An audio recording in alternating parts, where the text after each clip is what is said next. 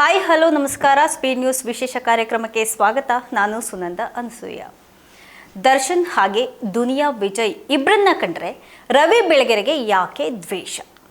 ಈ ಒಂದು ವಿಚಾರವಾಗಿ ರವಿ ಬೆಳಗೆರೆಗೆ ಎದುರಾದಂತಹ ಪ್ರಶ್ನೆಗೆ ಅವರು ಕೊಟ್ಟಿದ್ದಂತಹ ಉತ್ತರ ಏನು ಗೊತ್ತಾ?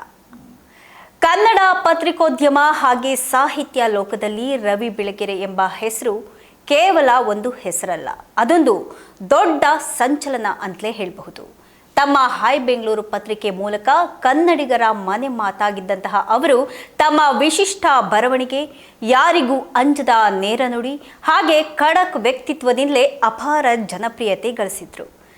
ಕಾದಂಬರಿಕಾರರಾಗಿ, ಅಂಕಣಕಾರರಾಗಿ, ಟಿವಿ ನಿರೂಪಕರಾಗಿ, ಬಹುಮುಖ ಪ್ರತಿಭೆಯಾಗಿ ಮೆರೆದಂತಹ ರವಿ ಬೆಳಗೆರೆ ಅವರ ಜೀವನವೇ ಒಂದು ರೋಚಕ ಕಾದಂಬರಿ.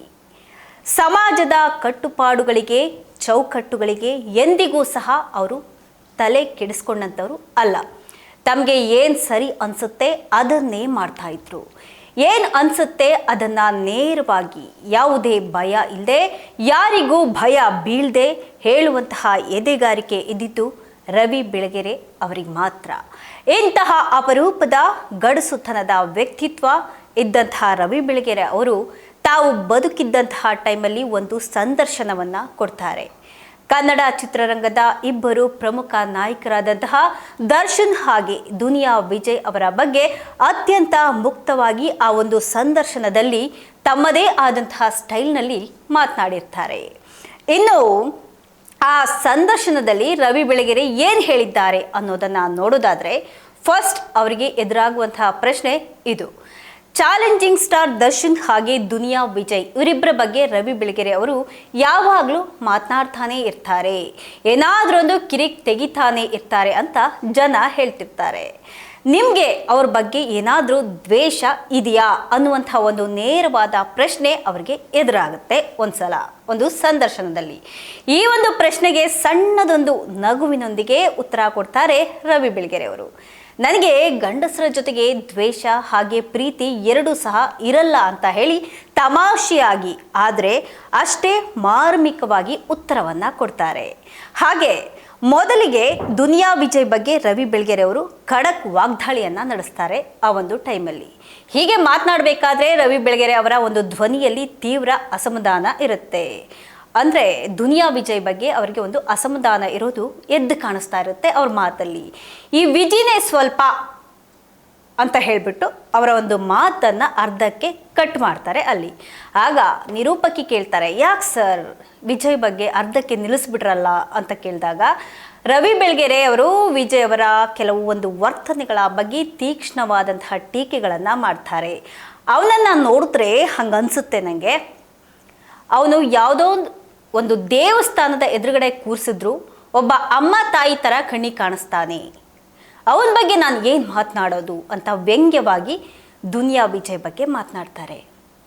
ದುನಿಯಾ ವಿಜಯ್ ಅವರು ಈ ಹಿಂದೆ ಮಾಧ್ಯಮಗಳ ಮುಂದೆ ಬಂದಾಗೆಲ್ಲ ನಾನು 5 ಮದುವೆ ಆದರೂ ಆಗ್ತೇನೆ, ಅದು ನನ್ನ ವೈಯಕ್ತಿಕ ಇಷ್ಟ ಅಂತ ಹೇಳಿಕೆಗಳನ್ನು ಕೊಡ್ತಾ ಇದ್ರು. ಆ ಒಂದು ಹೇಳಿಕೆಯನ್ನು ಕಟುವಾಗಿ ಖಂಡಿಸ್ತಾರೆ. ಅವನಿಗೆ ಸರಿಯಾದಂತಹ ಶಿಕ್ಷಣ ಇಲ್ಲ, ಸಂಸ್ಕೃತಿ ಅಂತೂ ಇಲ್ವೇ ಇಲ್ಲ, ಒಬ್ಬ ಒಳ್ಳೆ ನಟನೂ ಅಲ್ಲ, ಒಳ್ಳೆ ಮನುಷ್ಯನಂತೂ ಅಲ್ವೇ ಅಲ್ಲ. He is neither educated nor cultured, not a good actor, not a good human being. 5 ಮದುವೆ ಆಗ್ತೀನಿ ಅಂತ ಒಬ್ಬ ನಟನಾಗಿ ಹೇಗೆ ಹೇಳೋದಕ್ಕೆ ಸಾಧ್ಯ? ಹೌ ಕ್ಯಾನ್ ಹಿ ಅಂತ ನೇರವಾಗಿ ವಾಗ್ದಾಳಿಯನ್ನು ದುನಿಯಾ ವಿಜಯ್ ವಿರುದ್ಧ ನಡೆಸ್ತಾರೆ.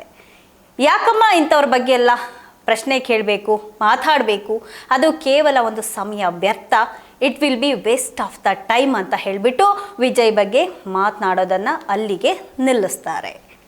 ಇನ್ನು ದರ್ಶನ್ ವಿಷಯ ಮಾತನಾಡ್ತಾ ದರ್ಶನ್ ಅವರ ಒಂದು ಸಾಮರ್ಥ್ಯದ ಬಗ್ಗೆ ರವಿ ಬೆಳಗೆರೆ ಹೇಳಿದ್ದೇನು ಗೊತ್ತಾ? ವಿಜಯ್ ಅವರ ಬಗ್ಗೆ ಅಷ್ಟು ನಿಷ್ಠೂರವಾಗಿ ಮಾತನಾಡಿದಂತಹ ರವಿ ಬೆಳಗೆರೆ ಅವರು ನಟ ದರ್ಶನ್ ಅವರ ಬಗ್ಗೆ ಮಾತ್ರ ಅತ್ಯಂತ ಮೆಚ್ಚುಗೆಯ ಮಾತುಗಳನ್ನು ಆಡಿದ್ದಾರೆ. ದರ್ಶನ್ ಅವರ ಬಗ್ಗೆ ಹೇಳೋದಾದರೆ ಅವನೊಬ್ಬ ಅದ್ಭುತ ಗಂಡಸು. ಅಂದರೆ Darshan is a handsome boy, strong boy, well grown. ನನಗೆ ಅವನ ಪರಿಚಯನೇ ಇಲ್ಲ, ಆದರೂ ಸಹ ನನಗೆ ಅವನು ಸುಮ್ಮನೆ ಇಷ್ಟ ಆಗ್ತಾನೆ. ಐ ಸಿಂಪ್ಲಿ ಲೈಕ್ ಹಿಮ್ ಅಂತ ಹೇಳಿಬಿಟ್ಟು ದರ್ಶನ್ ಅವರ ಗಾಂಭೀರ್ಯ ಹಾಗೆ ವ್ಯಕ್ತಿತ್ವವನ್ನು ಕೊಂಡಾಡ್ತಾರೆ ರವಿ ಬೆಳಗೆರೆ ಅವರು. ದರ್ಶನ್ ಅವರೊಳಗಿರುವಂತಹ ಒಂದು ಸಾಮರ್ಥ್ಯದ ಬಗ್ಗೆ ಭರವಸೆಯನ್ನು ವ್ಯಕ್ತಪಡಿಸ್ತಾರೆ ಅಲ್ಲಿ.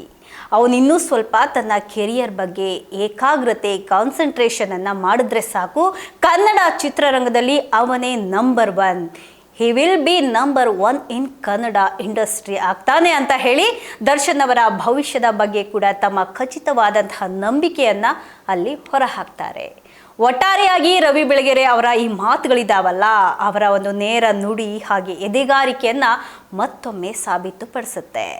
ತಪ್ಪು ಕಂಡಾಗ ನಿರ್ದಾಕ್ಷಣ್ಯವಾಗಿ ಟೀಕೆ ಮಾಡುವಂತಹ ಹಾಗೆ ಇನ್ನೊಬ್ಬರ ಪ್ರತಿಭೆ ಮತ್ತು ಸಾಮರ್ಥ್ಯವನ್ನು ಕಂಡಾಗ ಯಾವುದೇ ಮುಚ್ಚು ಮರೆ ಇಲ್ಲದೆ ಬೆನ್ತಟ್ಟಿ ಪ್ರೋತ್ಸಾಹಿಸುವಂತಹ ಅವರ ಈ ವಿಶಿಷ್ಟ ಗುಣವೇ ಅವರನ್ನು ಕನ್ನಡ ನಾಡಿನ ಅಪರೂಪದ ಹಾಗೆ ದಿಟ್ಟ ವ್ಯಕ್ತಿತ್ವವನ್ನಾಗಿ ಮಾಡಿತ್ತು. ಇದಾಗಿತ್ತು ಇವತ್ತಿನ ವಿಶೇಷ. ನಿರಂತರ ಸುದ್ದಿಗಾಗಿ ನೋಡ್ತಾ ಇರಿ ಸ್ಪೀಡ್ ನ್ಯೂಸ್ ಕನ್ನಡ. ಸುದ್ದಿ ನಿಮ್ಮದು, ವೇಗ ನಮ್ಮದು.